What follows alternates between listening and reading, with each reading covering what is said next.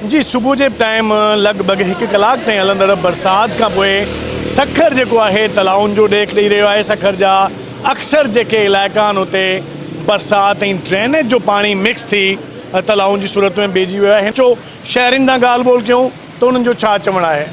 ये ॾिसो था घंटाघर में पानी पीठो आहे, पीपी वारनि खाई सखर के तबाह कयो बि केरु आहे सिंध में आहिनि पीपल्स पार्टी वारा ॿियो आहे नून लीग का या इमरान खान आहे केरु आहे? हे पीपी वारनि खाई तबाह कयो आहे। ॾिसो तो नाली आहे, पानी आहे, गटर आहे, मशीन हुते लॻो पियो हले ई नथो, बिजली कोन्हे। सर छा कयूं सर, जेकी आहे हितां जी असां इंतिज़ामिया उहा हिकिड़े क़िस्म न आहे, सफ़ाई वफ़ाई करे वयूं पोइ बि जेको आहे त कचिरो भरिजी थो वञे। मजबूरी आहे, छा करे माण्हू, सही आहे न। हींअर असांजो आहे मेडिकल जो कमु आहे, वेटनरी डॉक्टर आहियूं, उन हिसाब सां जेको आहे त सॼो घंटाघर बीठो आहे। कारोबार के नुक़सान पहुचंदो आहे? सर तक़रीबन ईअं सम्झो त तव्हांजो 100% नुक़सानु आहे सर। 2-4 ॾींहं माना ईअं सम्झो पाणी निकिरंदो ई न आहे, लाइट हूंदी न आहे त जनरेटर काॾों हले, जेको बारिश जेको आहे पाणी निकिरे माना हुनजो, सही आहे न सर। मजबूर आहे माण्हू, छा करे, घर वेही बि नथो सघे। एतिरो आहे त जेको दुकाननि में पाणी अंदरि हली वेंदो आहे अगरि थोरी बि वधीक बारिश थींदी आहे त। हाणे असांखे माण्हुनि खे बि तकलीफ़ थिए थी, थोरो जेको आहे म्यूनसिपल कॉर्पोरेशन के भी खपे था जेको आहे इहो असांजी तकलीफ़ खे थोरो सम्झे ऐं इहो पाणी खे जेको आहे इहो जल्द अज़ जल्द जेको आहे कढे। ऐं तव्हांखे ख़बर आहे अॻिते बि 2-3 ॾींहं जेको आहे मुसलसल बारिशूं आहिनि ऐं सॼी राति लाइट कोन हुई। हाणे बि जेको आहे लाइट न हुई, बसि हाणे पाणी बीठो आहे, बसि अल्लाह ख़ैर करे साईं। आधे घंटे की बारिश हुई है, इतना पानी भर गया है जैसे दरिया सिंधी यहीं आई है उलट के। अब गवर्नमेंट कॉर्पोरेशन ने कोई इंतजाम है आप नहीं लेते? नहीं करे ना, आधे घंटे की बारिश में इतना सब कुछ हो गया।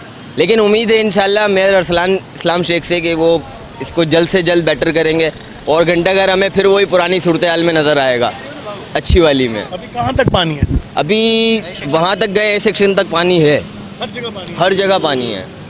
कुछ बचो आहे शहर में। हाणे ॿुधायो, हाणे घंटाघर निकितो आहियां मां सौदो वठण खां पंहिंजो सामान साईं कैमरा हेॾे हणो, हे सॼो सामान वठण खां मां घरों निकितो आहियां त हाणे रूह ई नथो थिए अंदरि वञूं। गवर्नमेंट मुलाज़िम आहियां मां, पर हाणे हे हालत ॾिसो, हे मेन सखर जो शहर घंटाघर इन में असांजो हाल इहो लॻो पियो आहे त अॻिते छा हूंदो? छा मुतालबो कंदो? साईं मुतालबो इहो आहे त प्लीज़ ख़ुदा खे मञियो, असां अॿो ॼऊं सिंधी, असां सिंधी सॼी उमिरि तव्हां सां जेको साथ ॾिनो आहे मिनिस्टरनि सां, ज़रदारी साहब सां, पर खुदा के मनो असांजे शहर जो जोड़ो। ये देखते हुए पानी 30 साल से इंतजामिया यही हाल हो रहा है। 5 बजे 1 घंटे की बारिश हुई है, शाम 5 बजे से लाइट गई हुई है, ये टाइम हो गया। बच्चों का गर्मी से हालत बुरी हो गई है, सारी रात नहीं सोई है, ये भी नहीं सोए, हम भी नहीं सोए। शाम 5 बजे से लाइट गई हुई है।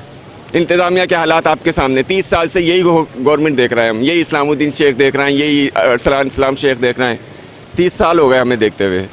हमारा बचपन इसी पानी को देखते देखते गुजर गया। आज तक इनसे महकमा मौसमियात पहले ही बता देती है बारिश होने वाली है, बस पानी जमा हो जाता है, कोई इंतज़ाम नहीं है। 3 महीने से जो इंतज़ामिया म्यूनसिपल कॉरपोरेशन वापडा का एहलकार, वापडा की इंतज़ामिया ये 3 महीने से जो है इमरजेंसी के कार्रवाइयाँ कर रहे थे जी कि जो है बारिश मानसून की होने वाली है। ये इंतज़ामिया कहाँ है? 10-10, 12-12 घंटे से लाइट नहीं है। पूरा शहर जो सेवरेज में डूबता है हर साल बारिशों में, वो सारा डूबा हुआ है। उन्होंने 100 जो है वो छोटी मशीनें मंगवाई हैं अपना पानी के लिए और 22 जनरेटर मंगाए, जो मेयर साहब जो है वहाँ पे मीडिया पे बैठ के ऐलानात करते रहे, वो किधर हैं? पूरा शहर पानी में डूबा हुआ है। अभी पहला स्पेल आया है और अभी दूसरा स्पेल दोपहर में होगा। ये तव्हांखे ख़बर आहे त हे जेको स्पेल स्टार्ट थियो आहे, कल्ह शाम खां स्पेल स्टार्ट थियो हुयो ऐं पहिरें स्पेल जो जेको रिस्पॉन्स आयो तव्हांजो पहिरियों इंतज़ामिया मुतहरिक हुई ऐं 9 बजे ताईं असां सॼो जेको छा त शयूं कंप्लीट करे ड्रेन आउट करे सफ़ा शहर साफ़ु कयो होसीं।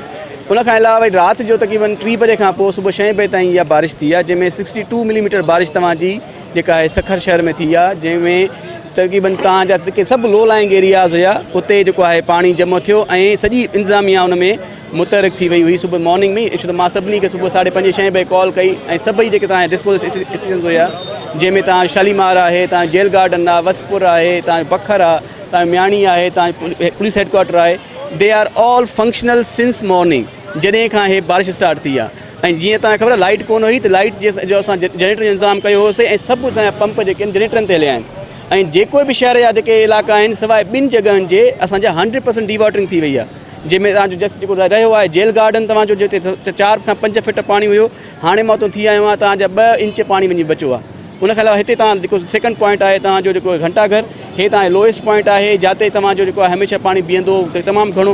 हिन वक़्तु तव्हां पाण ॾिठो आहे त असांजे जेको आहे मुंहिंजे ख़्याल में 1 या 2 इंच पाणी बीठो आहे, पर तव्हांजो पोइते लो लाइंग एरिया आहे उते तव्हांजो 1 फुट पाणी बीठो आहे। इंशाल्लाह इहो बि जेको आहे तव्हांजो डिवॉटर थी वेंदो, मशीन भई हलेनि थियूं। जी तव्हां सखर जे शहरनि जूं ॻाल्हियूं ॿुधुनि जो चवणु आहे त बरसाति खां अॻु इंतिज़ामिया तरफ़ां दावाऊं कयूं वियूं त मानसून जी बरसातुनि खे मुंहुं ॾियण जे लाइ इंतिज़ाम मुकमल कया विया आहिनि, पर उन जो उबतड़ शहर जी सूरत हाल हिन वक़्तु तबाहकुन आहे। बरसाति जा ॿिया स्पेल बि ॿुधाया विया आहिनि जंहिंमें तमामु घणा मुश्किलातूं दरपेश अची सघंदियूं, तंहिं करे बहितर इंतिज़ाम करे शहरनि में पैदा थियल बेचैनी ऐं परेशानी वारी लहर ख़तमु कई वञे।